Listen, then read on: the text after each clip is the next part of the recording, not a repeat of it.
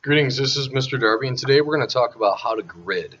Now, I have lots of students that get nervous when they think about gridding.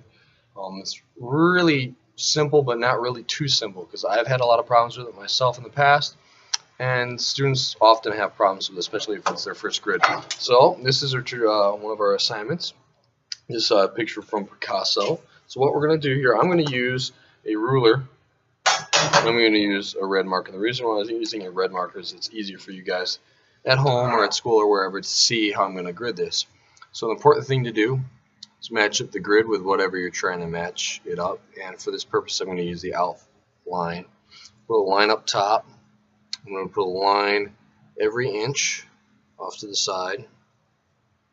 And you can do this every 2 inches or every 1/4 inch or whatever your rule that you're trying to follow.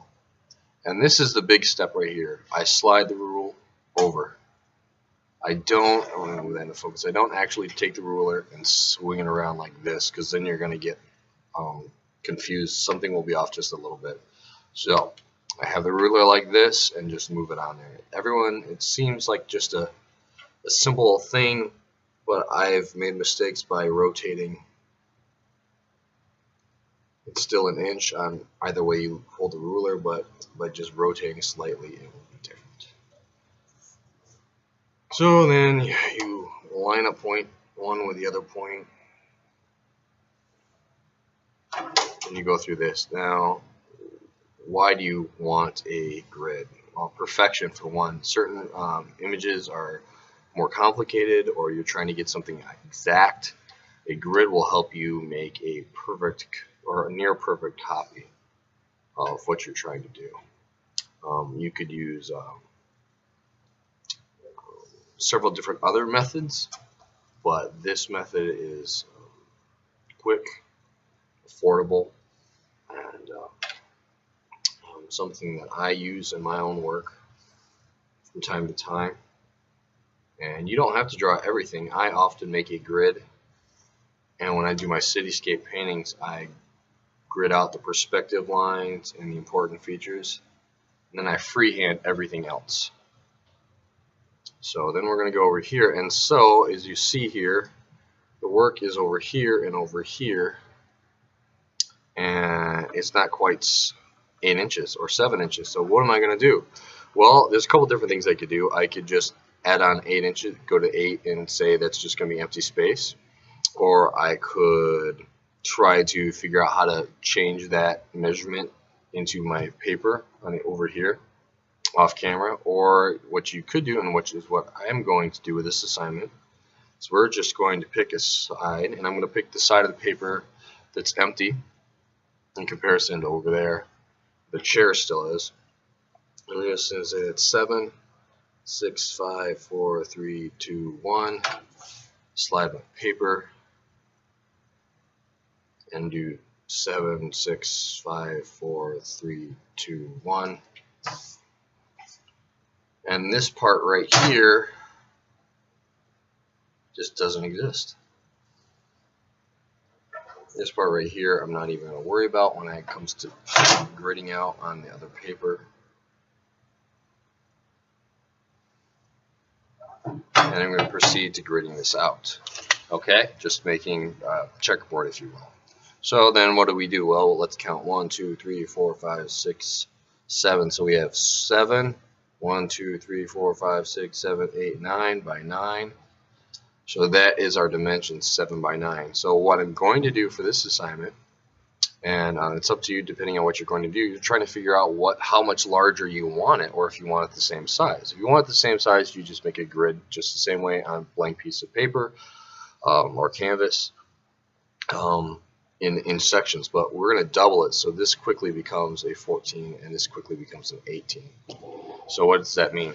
Well, I'll move that out of the way, and this is not the correct size paper, but it starts the same. So what I'm going to do is I'm going to move this up here, and so my ruler is on the edge of the paper, so I know that line's straight.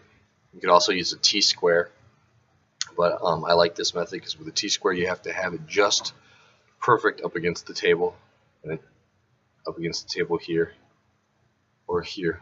As you see that better, it has to be flush here, and the T-square has to go across. And everything just has to be just right.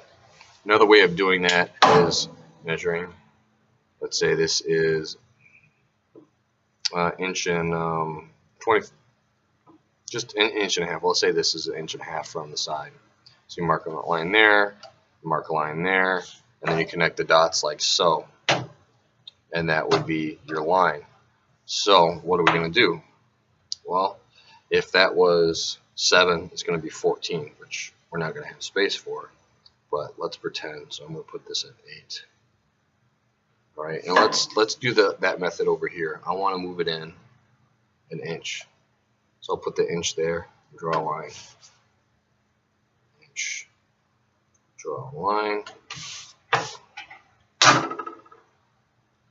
The important thing to have is a good drawing to start with, because if you have a crooked drawing or a grid that's crooked, your drawing's going to be crooked, and it's going to be frustrating, and it's not going to turn out correct, and you're going to be frustrated. So it pays to put in the extra time to do a nice grid and a nice drawing. So when you paint or sketch or whatever you're working with, it becomes clear, easier to work from. And then so what we're going to do is every 2 inches, so I get a 2, 4, 6, 8, and so on. And I'll do the same thing over here.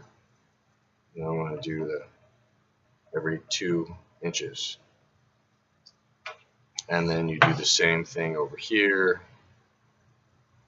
2 inches. As you see, I'm shortening it up so we can actually get through this on this small piece of paper. It illustrates my point. And so what do you do with this grid? Well, what you do with the grid, once you make the grid, you draw the shapes. You don't draw the image as it is. So when we're drawing this piece right here, what we're doing is one of the best things to do is to turn it upside down. It sounds strange, but the reason why we're turning it upside down is so we see the shapes, see the line, the curve. We are not actually drawing a head anymore. We are simply drawing a curve. And this method works a lot, and works, very well when we are, me specifically when I'm stuck on something. I had to draw some hands for painting, and I kept screwing up. But if you look at these hands right here, and you just block everything else out, they soon become just curved lines. And you draw the outside shapes, or you draw the line itself, and you compare. That's the biggest word, the most important thing in art. You compare that line to that curve. Notice that knuckle goes at that intersection right there. There's a little dip between that point there and that point there. You compare all these little angles to these other grid lines, and your work is going to turn out. You can do it sideways. You can even do it right side up, but sometimes it's confusing because your mind says, oh, those are hands, I know what those look like. And without even realizing it, you start drawing hands that you think you know how to draw, and you really aren't seeing what you're trying to draw. You're drawing from your memory, not from what you observe. Art is about observation. Okay, so that is how to grid and how to transfer. Just to clear this up one more time here, I'm going to make those X's or checkerboards. So we have those like that. I'll do my 2 inches here, there,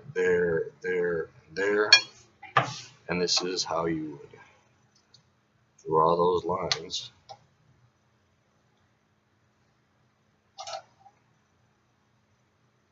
And that is how you make a grid. That works in painting, it works in pretty much anywhere you want to go with art, whatever medium. If you have any questions, please let me know. I'm here to help you. I hope this helps you out. I hope you're not stuck and frustrated. If you are, just let me know and we can work through it. Thanks for watching.